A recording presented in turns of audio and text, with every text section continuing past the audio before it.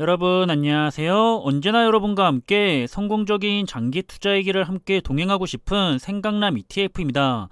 오늘은 간밤에 미국 증시도 오랜만에 굉장히 좋았었고요. 그 영향인지 국내 증시도 굉장히 좋게 끝이 났기 때문에 많은 투자자분들이 한숨을 잠시나마 돌릴 수 있게 된 것 같습니다.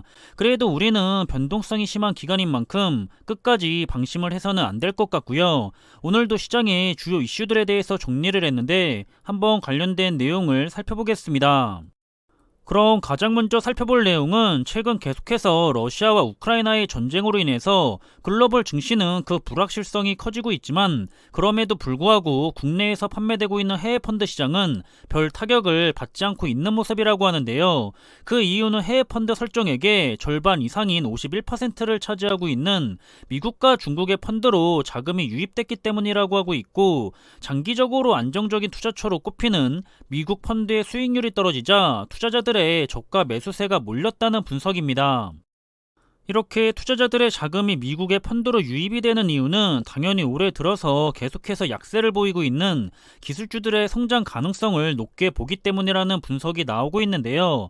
업계의 전문가는 앞으로 6개월에서 1년 정도 시간을 두고 보면 결국 다시 미국의 테크 기업들이 재평가가 될 것이기 때문에 단기가 아닌 중장기적인 시각으로 바라본다면 역시나 미국 중심의 글로벌 펀드들이 좋은 성과를 내는 데는 유리하다고 전하고 있었고요.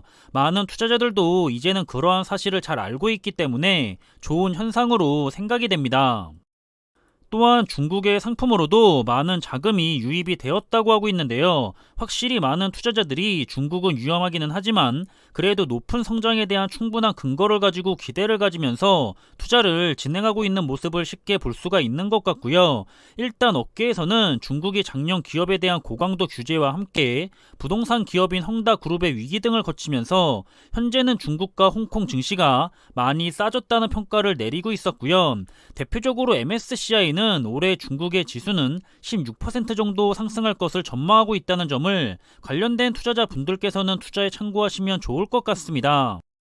하지만 역시 중국은 중국이죠. 다른 선진국에 비해서 중국은 미지수가 많기 때문에 언제나 위험 요소가 상대적으로 더 크다는 것은 사실인 것 같고요.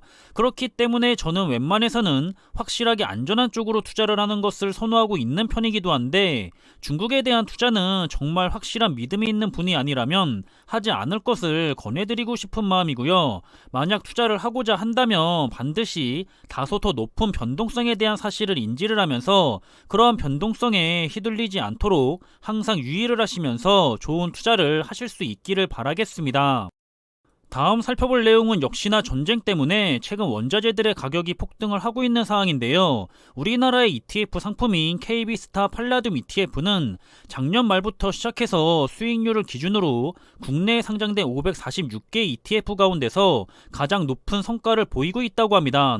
최근 4차 산업과 관련해서 유럽 각국의 정부는 친환경 정책을 강화하는 과정에서 이 팔라듐에 대한 수요도 함께 늘었었는데, 이 팔라듐은 바로 러시아가 최대 생산국이고요. 그래서 공급에 문제가 생길 수 있다는 우려에 단기간에 폭등을 했다고 볼 수가 있겠습니다. 하지만 당연히 정상적인 흐름은 아니고요. 전쟁으로 인해서 비정상적인 흐름이 나타나고 있는 건데, 한국 거래소에서도 투자에 대해 현재 유의를 당부하고 있다는 것을 꼭 참고하시길 바라겠고요. 현재 사항은 최악의 경우에는 투자 원금의 전액 손실까지도 가능하다고 하고 있기 때문에 관련된 투자를 하시는 분들은 반드시 주의를 하시길 바라겠습니다. 다음 살펴볼 내용 역시 최근 전쟁 때문에 수혜를 보고 있는 사이버 보안과 관련된 내용인데요. 사이버 보안은 안 그래도 잇따른 해킹 사건 때문에 그 상황이 굉장히 좋았었는데, 이번 러시아의 우크라이나 침공 전후로 해서 온라인 전쟁이 심화되자 더욱더 관심이 높아지면서 자금의 이동과 함께 거기에 대한 성과가 더 좋아진 것으로 풀이가 되고 있습니다. 한 연구원은 여기에 대해서 사이버 보안에 대한 수요는 앞으로 더욱 커질 수밖에는 없고, 특히 NFT와 같은 디지털 자산 시장이 확대가 되고 있기 때문에 고도화된 사이버 보안 체계 구축은 절실하게 요구가 될 것이라고 하고 있었고요. 또 혁신 기술에 대한 높은 관심과는 대조적으로 아직까지도 그 리스크에 대한 기업들의 인식과 대응 수준은 미비하기 때문에 앞으로는 정부와 민간에서 관련 투자가 확대될 전망이라고 설명을 하기도 했습니다. 저도 사이버 보안 분야에 대해서는 개인적으로 굉장히 기대가 되는 투자 분야 중에 하나이기도 한데요. 이 사이버 보안 분야에 관심이 많으신 투자자분들은 한번 관련된 ETF들도 잘 확인하시면 좋을 것 같습니다. 다음은 국내 기업들을 대상으로 투자가 되는 ETF에 대한 내용인데요. 최근에 신규로 상장했던 ETF죠. 바로 타이거 캐디 혁신기업 ESG30 ETF가 그 자금에 대한 유입도 좋지만 무엇보다도 성과가 나쁘지 않다는 점에서 투자자들에게 기대를 받고 있는 것 같습니다. 해당 지수는 지난 5년간 코스피 대비 4배가량 더 좋기도 했었고요. 개인적으로도 국내 기업들을 대상으로 투자하는 ETF 상품 중에는 해외 ETF와는 달리 그동안 마음에 확 와닿는 ETF가 없어서 많이 아쉬웠었던 사항이었었는데, 국내 사항에 알맞게 지수를 만들어서 좋은 성과를 단연간 보여주고 있기 때문에 앞으로도 국내를 대표하는 좋은 ETF 상품이 되기를 한번 계속해서 기대를 해보고 싶은 마음입니다. 마지막으로 전달해드릴 내용은 해외 주식에 대해서 개인 투자자들이 순매수를 한 주간 순매수 상위 종목에 대한 정보인데요. 가장 큰 관심을 받은 종목은 역시나 레버리지 상품이고요.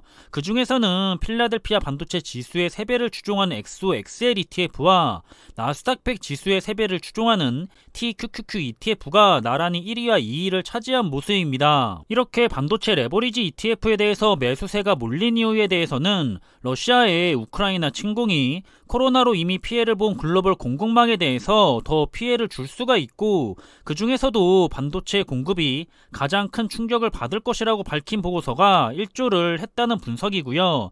TQQQ 역시 전쟁의 영향은 제한적이기 때문에 미국 시장이 다시 반등을 시작하면 나스닥 지수는 반드시 상승을 할 거기 때문에 최근 많이 하락한 미국 증시의 모습에서 투자자들의 투심을 자극했다고 보고 있습니다. 레버리지 ETF에 항상 자금이 많이 몰린다는 점이 다소 아쉽기는 하지만, 그래도 남은 부분들을 보면 우량한 종목들이 다수를 이루고 있다는 점은 긍정적인 것 같고요. 나스닥 100이나 S&P 500 지수에 대한 투자, 그리고 언제나 우량한 기술주 기업들에 대한 투자는 미래를 기대하는 투자자들의 자금이 항상 많이 몰리는 것 같습니다. 언제나 좋은 종목의 투자 종목을 선택해서 좋은 투자의 결과를 가져가셨으면 좋겠다는 생각이고요. 무엇보다도 중요한 것은 바로 마음가짐인데요. 아무리 좋은 종목에 투자를 하더라도 스스로가 믿지를 못해서 지금과 같은 변동성이 심한 시장에서 버텨내지 못한다면 결국에는 아무런 의미가 없다는 사실이죠. 저도 아직은 가야 할 길이 한참은 남은 여러분들과 같은 일반적인 개인 투자자인 만큼 마음속으로 변하지 않는 초심을 유지하려고 노력을 많이 하고 있는데요. 제가 세운 투자의 기준을 철저하게 지켜가면서 결국에는 성공하는 그런 좋은 투자를 하고 싶고요. 그렇게 여러분들과 함께 좋은 투자의 길을 걸어가길 바라고 있습니다. 그럼 이번에 준비한 내용은 여기서 마무리하겠고요. 남은 저녁의 시간 역시 즐겁고 기분 좋게 보내시면서 하루를 잘 마무리하시길 바라겠습니다. 항상 준비한 내용들이 여러분들과 함께 투자하는 데 있어서 많은 참고가 될 수 있는 그런 좋은 영상이 되기를 바라고 있고요. 심리적으로도 그리고 좋은 정보로도 도움이 되었으면 좋겠습니다. 그럼 영상이 도움이 되셨다면 구독과 좋아요 부탁드리고요. 저는 다음에 더 좋은 정보들로 찾아뵙겠습니다. 감사합니다.